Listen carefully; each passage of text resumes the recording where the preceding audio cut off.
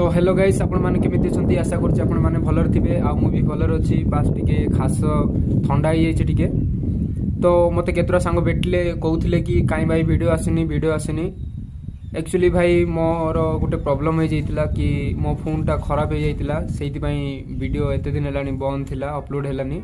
तो मु भलो करया को देइथिली किंतु से मोबाइल टा भल हेलानी। तो मु बाध्य कि न्यू फोन किनिया को पड़ला। वर्तमान से फोन रे ही वीडियो चलची।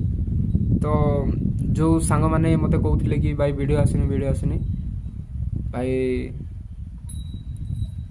बहुत शीघ्र आसी जीवो, बहुत शीघ्र वीडियो आसी जीवो। मु ट्राई करची बहुत शीघ्र वीडियो करके अपलोड करिया को। तो कोन पाई मु ए वीडियोटा बनेली माने बहुत दिन लानी अपलोड वीडियो हेनी।